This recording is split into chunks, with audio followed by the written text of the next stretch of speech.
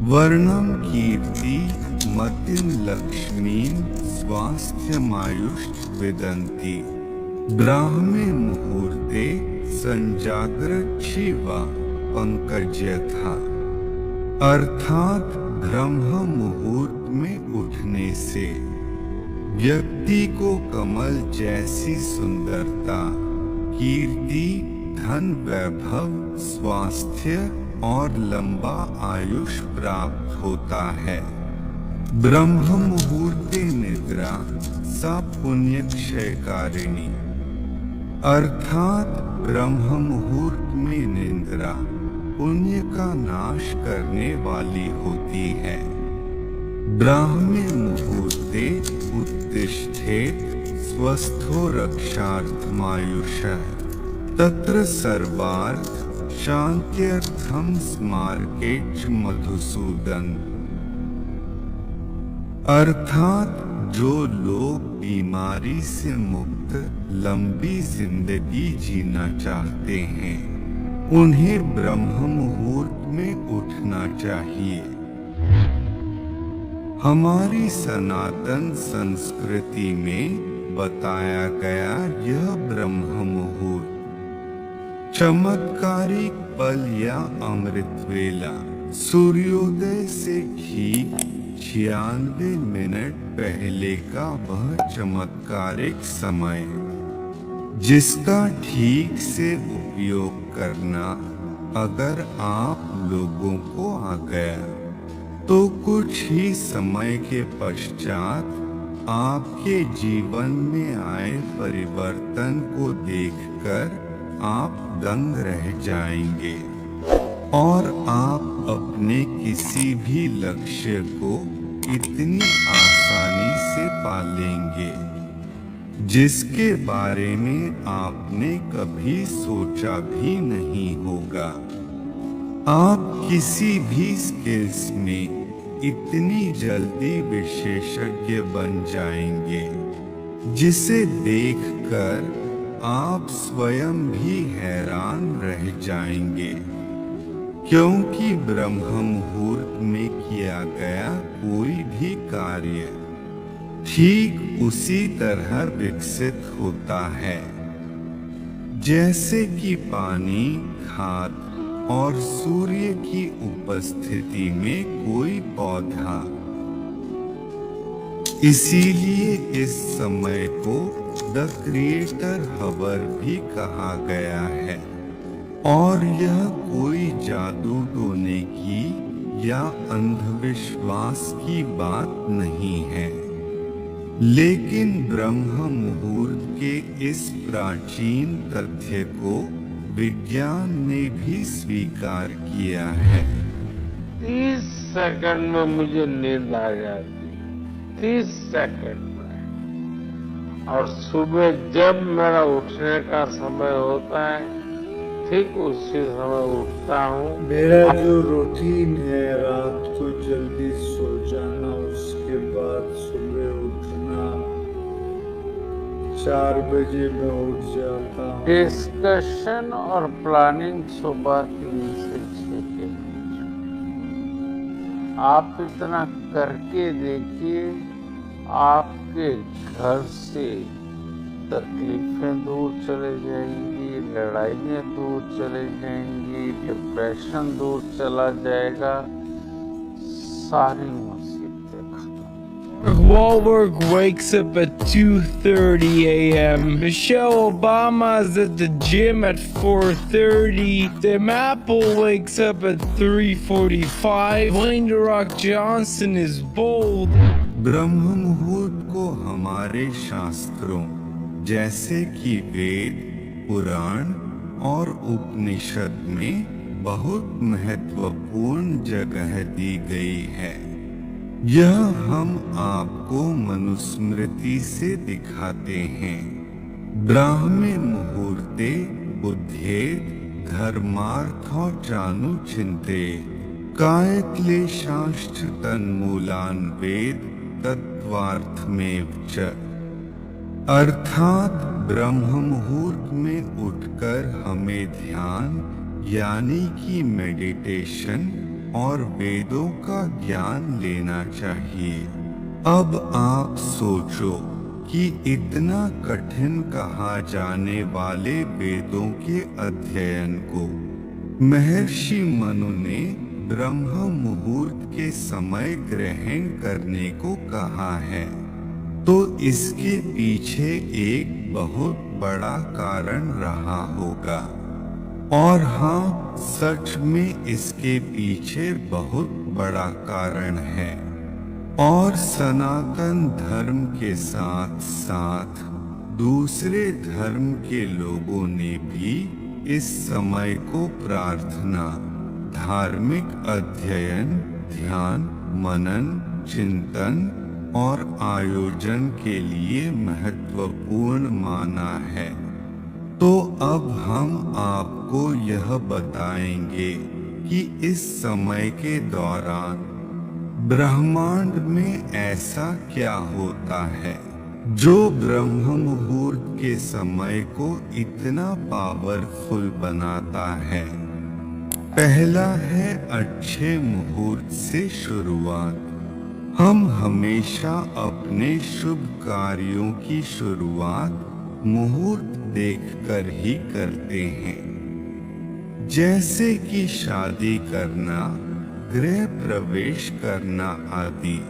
तो फिर हम अपने महत्वपूर्ण दिन की शुरुआत एक अच्छे मुहूर्त से क्यों ना करें। लेकिन मुहूर्त किसे कहा जाता है? एक मुहूर्त 2 घड़ी का होता है।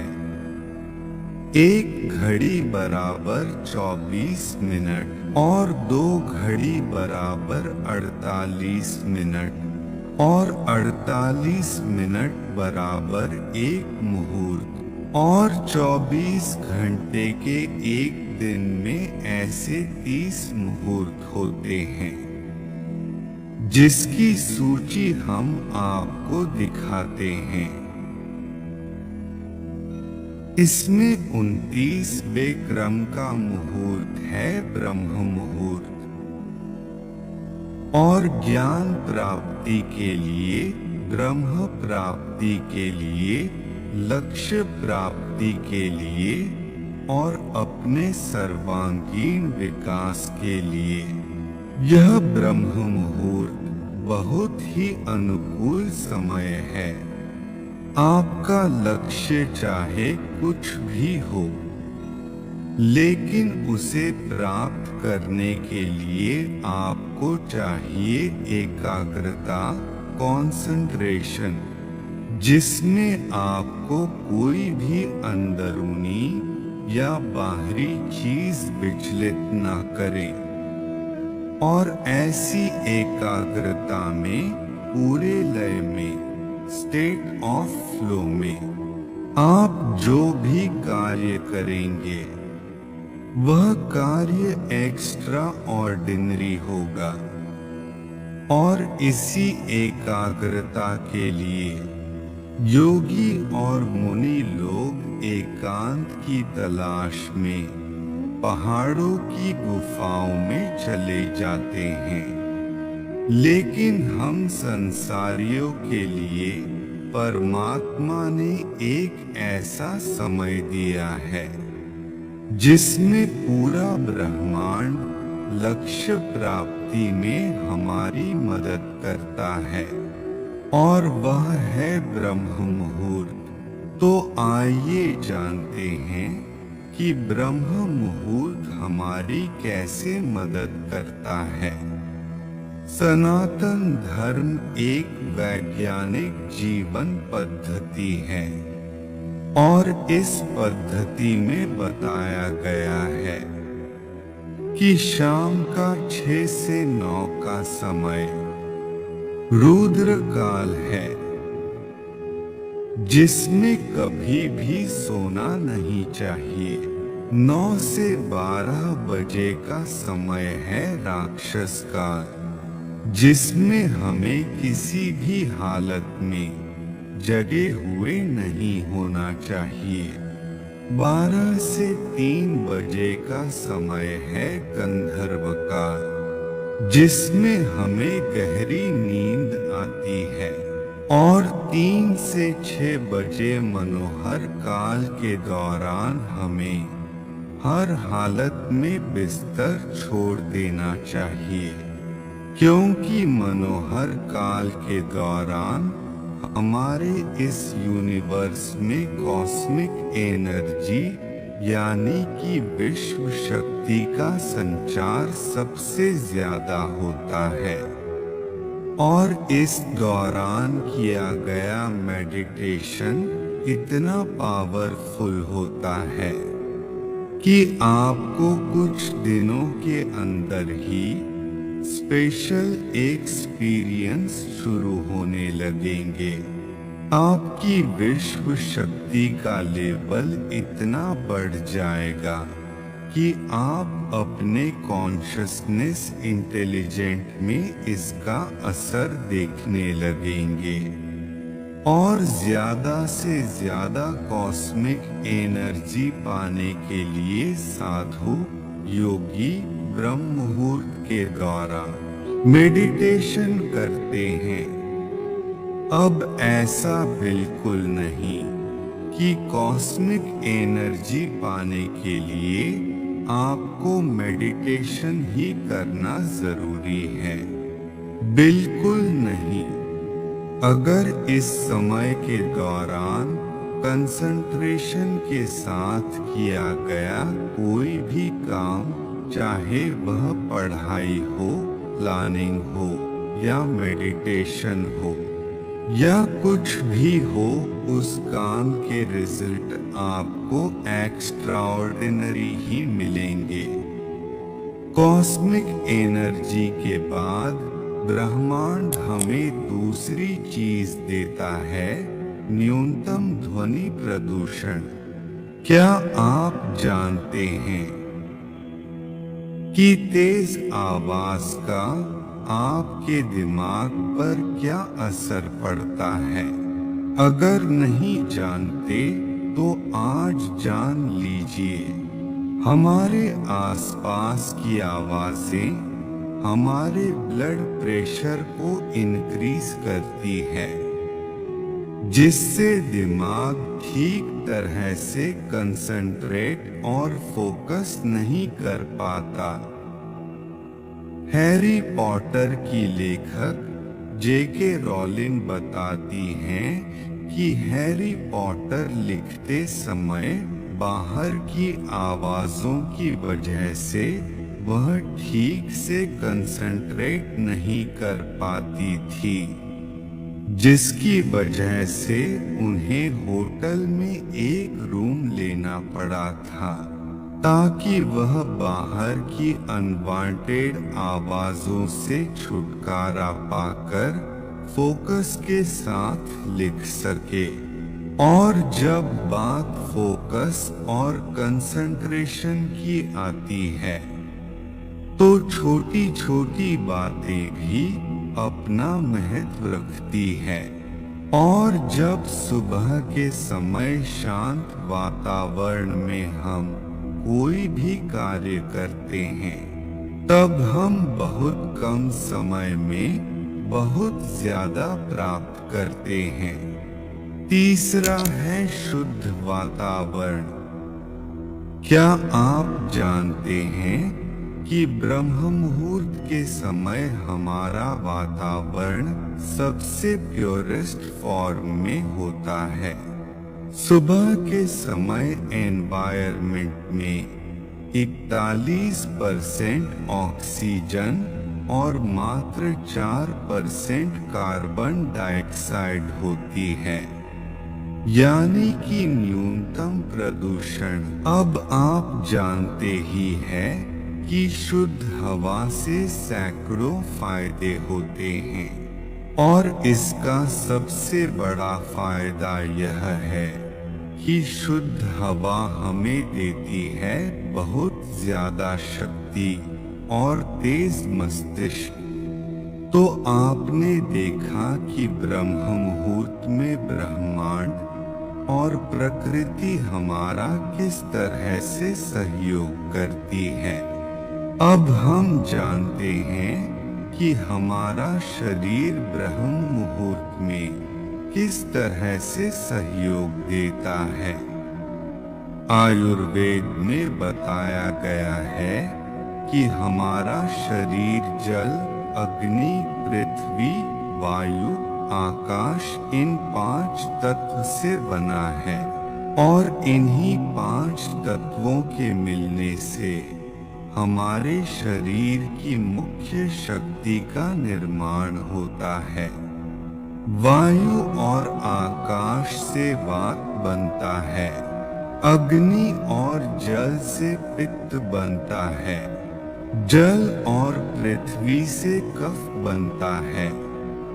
अब यह जो वात शक्ति होती है वह मानसिक कार्य करने के लिए बहुत ही महत्वपूर्ण है। शाम को 2 से 6 तक और सुबह 2 से 6 तक वात शक्ति हमारे शरीर में प्रवाहित होती है। इस समय के दौरान हमें रचनात्मक और बौद्धिक कार्य करने चाहिए, लेकिन वात शक्ति के दरमियान हमें मस्तिष्क से जुड़े हुए कार्य क्यों करने चाहिए?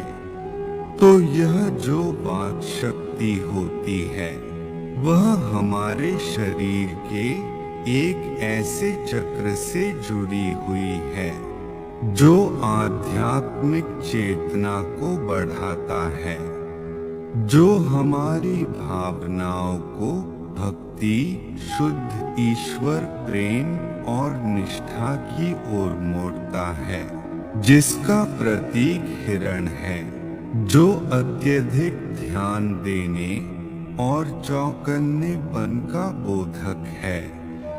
और सबसे खास बात, इस चक्र के देवता शिव और पार्वती हैं। शिव चेतना और पार्वती प्रकृति की प्रतीक हैं, जिससे हमें ब्रह्म का ज्ञान होता है।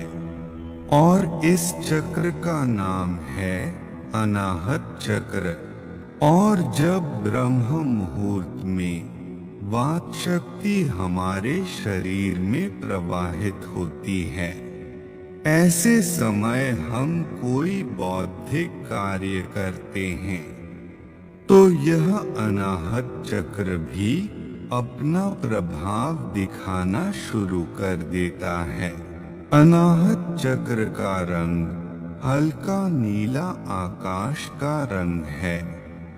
अनाहत का समान रूप तत्व वायु है। वायु प्रतीक है स्वतंत्रता और फैलाव का, और आकाश प्रतीक है अनंतता का, जो हमारी रचनात्मकता को, हमारे ज्ञान को अनंत तक फैलाने में मदद करता है। अनाहत चक्र से उदय होने वाली दूसरी शक्ति संकल्प शक्ति है, जो इच्छा पूर्ति की शक्ति है। आपका अनाहत चक्र जितना अधिक शुद्ध होगा, उतनी ही शीघ्रता से आपकी इच्छा पूरी होगी। अच्छी गहरी नींद के बाद ब्रह्म मुहूर्त में मस्तिष्क अपेक्षाकृत ज्यादा शांत और क्रियाशील होता है। यह एक ऐसा समय है जब ब्रह्मांड और हमारा शरीर दोनों ही सकारात्मक ऊर्जा से भरपूर होते हैं। हमारा शरीर प्रकृति के बनाए नियमों के अनुसार चलना चाहिए। पानी में भी जब हम पानी की धारा के साथ तैरते हैं तो आसानी से तैर पाते हैं, और धारा के विपरीत दिशा में तैरेंगे तो तैरने में काफी ज्यादा जोर लगाना पड़ेगा। तो इसलिए हमारे ऋषि मुनियों ने बौद्धिक और मानसिक कार्य को करने के लिए ब्रह्म मुहूर्त में उठने की और उठकर जागृत होने की सलाह दी है। प्रकृति आपका साथ दे रही है, आपका शरीर भी आपका साथ दे रहा है। बस आपको जरूरत है प्रकृति और शरीर को साथ देने की। मित्रों, आपको हमारी यह प्रस्तुति पसंद आई है तो कमेंट में हर हर महादेव जरूर लिखें और लाइक भी अवश्य करें। धन्यवाद।